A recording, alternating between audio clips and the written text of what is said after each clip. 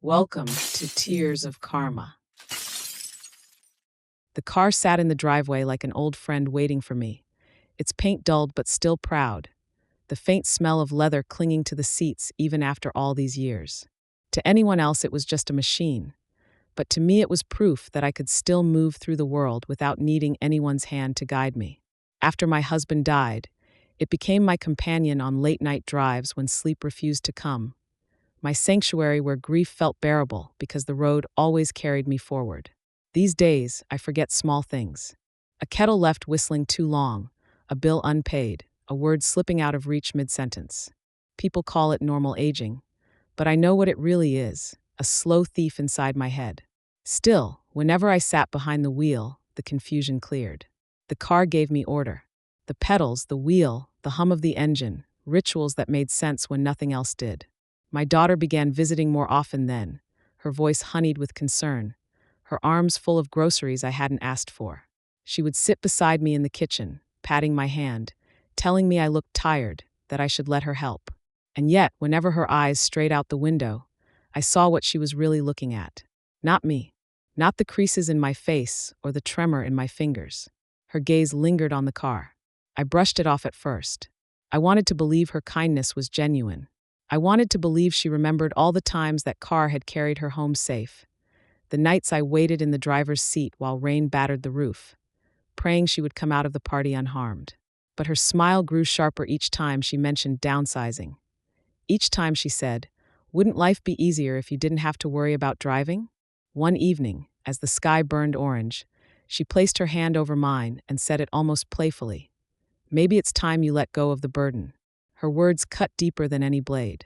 The morning felt ordinary until I opened the door and saw the empty driveway.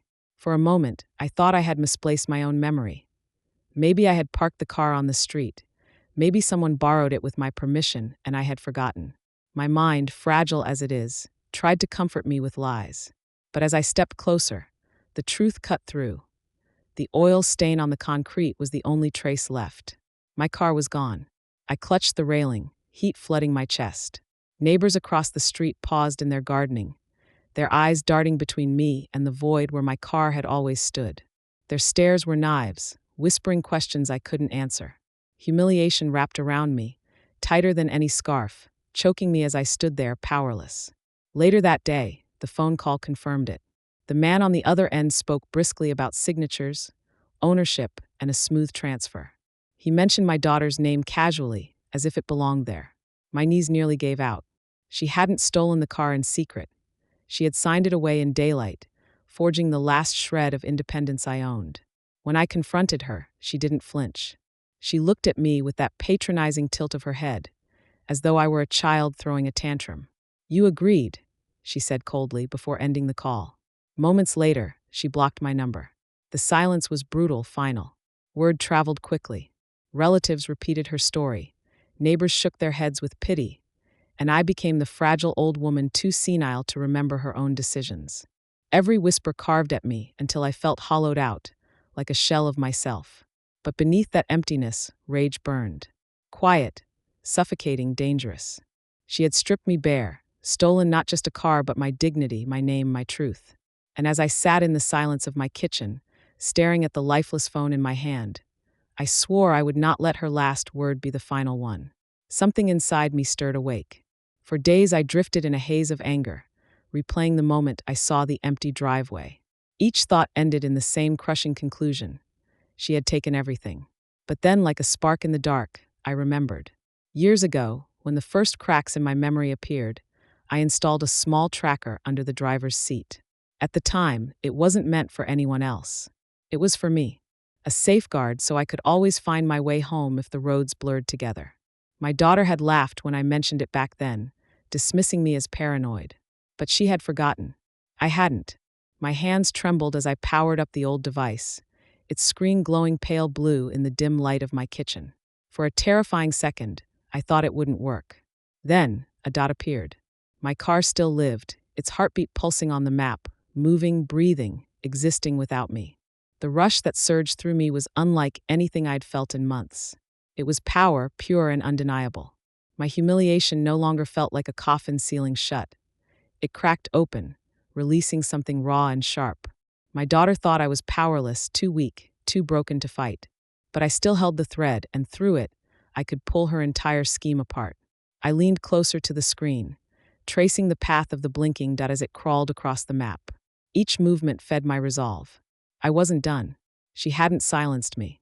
That car was still mine, in spirit if not on paper, and through it, I would reclaim everything she had stripped away. The device hummed quietly, steady as my heartbeat. For the first time in months, I smiled.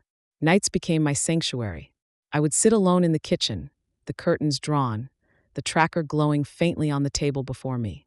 The blue dot pulsed across the map, alive, defiant. Every time it moved, my breath caught, my heart sinking to its rhythm. I wasn't driving anymore, but in some twisted way, I was still inside that car, shadowing its every turn. I saw where it slept at night, parked crookedly in a stranger's driveway. I saw how it was driven. Too fast, too careless, the dot jerking along streets like the car was nothing but a toy. Each reckless movement stabbed at me, an insult to the years I had cared for it like a lifeline. Eventually, I learned who had it. Not a stranger, not some faceless buyer, but a man my daughter knew. I remembered his face in fragments, greasy smiles at barbecues, the stench of beer on his breath.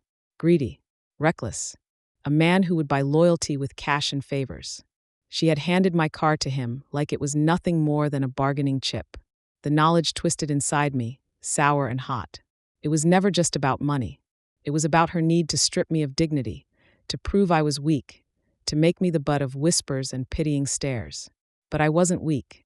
Not anymore. Each ping of the tracker hardened something inside me. Each mile the car traveled became fuel for what I was planning. I wasn't watching out of nostalgia. I was gathering ammunition. On the screen, the dot stopped moving, pulsing steady at his house. My hand clenched into a fist. This wasn't about the car anymore. It was war, and I had just chosen the battlefield. I thought betrayal stopped with her, but I was wrong. My daughter had not acted alone. She whispered into ears I once trusted, feeding them stories of my fading memory, my supposed confusion, my inability to handle even the smallest responsibility. Soon, her lies multiplied like rats in the dark, scurrying through the branches of my family. Cousins who once leaned on me for advice stopped calling. My own siblings, the ones I had shared childhood secrets with, began speaking to me with careful tones, the way one might address a fragile child. Even Mrs. Harlow, my neighbor of 20 years, who once borrowed sugar from me without hesitation, avoided my eyes at the mailbox. All of them had been touched by my daughter's poison. The isolation was suffocating. Every unanswered call felt like a door slammed in my face. The supermarket became a stage for silent condemnation. Glances exchanged between shoppers, pity in their eyes, whispers trailing behind me as I passed. The sting of exclusion deepened when holidays came and went without invitation. Laughter drifted from houses I once entered freely, now barred against me. At first, I wept. Grief pulled me under, convincing me maybe they were right, maybe I was losing myself. But as the days stretched into weeks, the grief hardened. Each slight, each cruel silence sharpened inside me until it gleamed like a blade. I realized they had mistaken my silence for surrender. They believed I would crumble, that I would vanish quietly into the role of a helpless, senile woman. But they had underestimated me. Betrayal does not destroy the heart. It forges it into something unbreakable.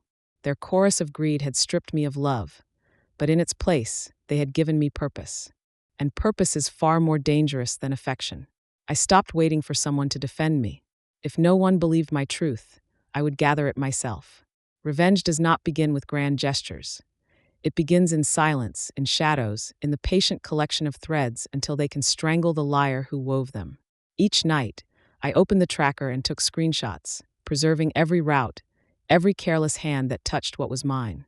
I scribbled notes in a worn notebook, shaky handwriting capturing dates and times, destinations and faces. The details became my ammunition. I listened more than I spoke. Whispers travel faster than kindness, and people with loose lips rarely realize who hears them. In the supermarket, behind shelves of canned goods, I overheard a cousin sneer about my forgetfulness, his voice thick with mockery. At the pharmacy, a stranger leaned in and muttered that my daughter had bragged about selling the car for more than it was worth.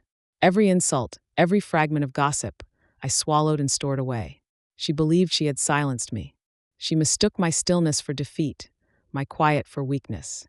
But I was listening more than ever, memorizing every sneer, every dismissive shrug. Each act of humiliation became fuel for a fire I no longer tried to smother. There is a kind of strength in swallowing flames, in holding them deep in your chest until the heat hardens into something unstoppable. I let their cruelty burn me hollow, because a hollow vessel makes room for sharper edges. One evening, as I closed my notebook and studied the evidence spread before me, I realized the truth. I wasn't just surviving anymore. I was preparing, and the moment to strike was drawing closer. Revenge is not fire. It is ice, slow, deliberate, patient until the weight of it crushes. I did not scream my truth. I whispered it into the right places. Let it drip like poison into veins that carried her pride. The tracker gave me more than locations. It gave me patterns, proof of late-night stops, meetings she thought no one saw. I traced not only the car but the trails of her greed. The money pocketed from the sale, the favors exchanged with men whose reputations could not bear the light. I became a cartographer of her sins, mapping each secret with meticulous care. When the time came, I did not confront her. I simply let the map unfold in other hands. An envelope slid beneath her employer's door with photocopies of documents that should never have existed. A quiet phone call placed to her in-laws revealed debts she had hidden. Screenshots arrived in the inboxes of friends who once defended her, showing not only the car she stole, but the lies she spun to justify it. I did not sign my name. I did not need to. Her own arrogance screamed louder than I ever could. One by one, her allies turned their faces away. The friends who once toasted her fell silent.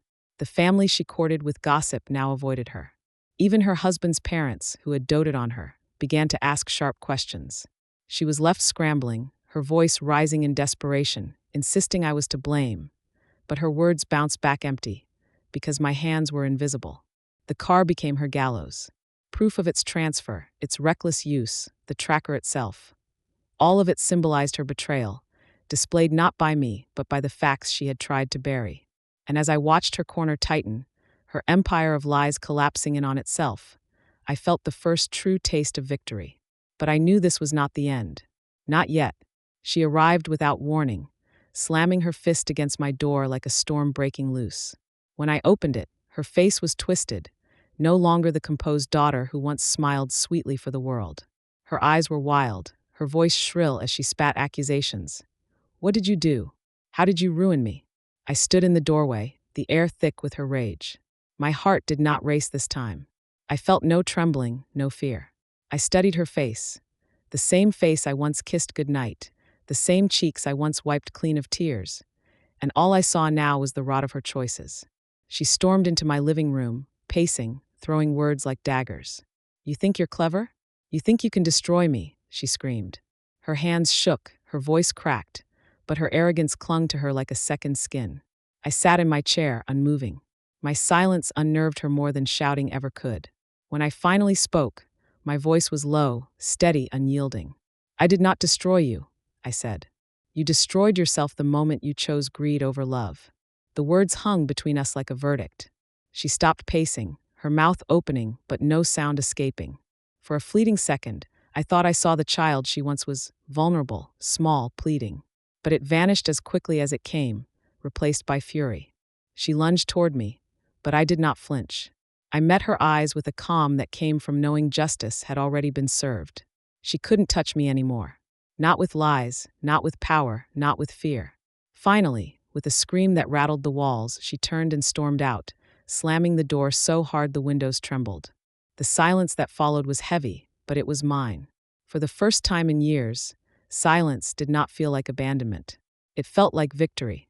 Even now, long after the dust has settled, the whispers cling to me. They follow me into the narrow aisles of the supermarket, into the stale air of the post office, into the cracks of Sunday mornings at church. I hear my name passed in hushed tones, feel the weight of eyes that glance too long before sliding away. They call me forgetful, bitter, unfit to be trusted. Perhaps some of it is true. My memory still falters. I lose days like coins slipping through my fingers. Conversations unravel mid-sentence. And sometimes I find myself standing in a room, blank, the purpose of my steps erased. But one thing remains carved into me as if in stone. the betrayal that shattered me, and the justice that rose from its ashes. My daughter thought she could devour my dignity and rise from it stronger. She thought she could build a kingdom out of my humiliation, with allies clapping at her side. Instead, she is the one in ruins. Friends gone, reputation shredded, marriage cracking like porcelain under strain. She walks now with darting eyes, suspicious of every smile, mistrusting every hand that offers help. Her arrogance has rotted into paranoia, and she wears it like a crown of thorns, bleeding with every step. And me, I remain. The driveway is empty now, the oil stain the only relic of what once was.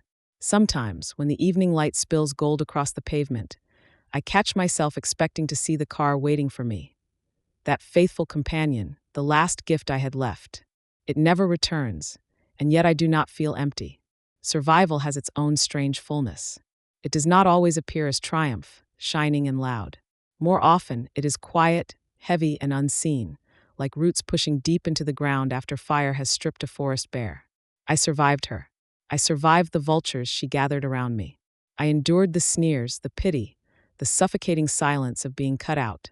And I am still here. The woman they dismissed as weak, the matriarch they painted as senile, the one they underestimated. I outlasted them all. This is not to say I am unbroken. The cracks remain. I feel them when I struggle to remember the names of familiar streets, when I hold a pen only to forget what I meant to write. I am not whole, but survival does not demand wholeness. Survival is victory enough. People ask me when they dare if I hate her. My answer is simple, no. Hatred ties you to the one who wronged you, chains you to their shadow. I let go of her the moment she stormed from my house, screaming into silence that swallowed her whole. What remains in me is colder, sharper. It is not hate. It is truth.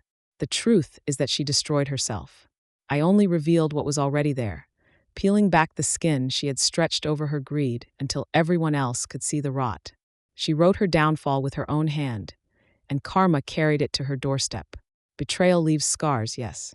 Mine run deep, etched across every glance I mistrust, every silence I endure. But scars are proof of survival, and I carry them with pride. I may forget days, names, places. But I will never forget this. Betrayal may wound, but karma never forgets. And neither do I.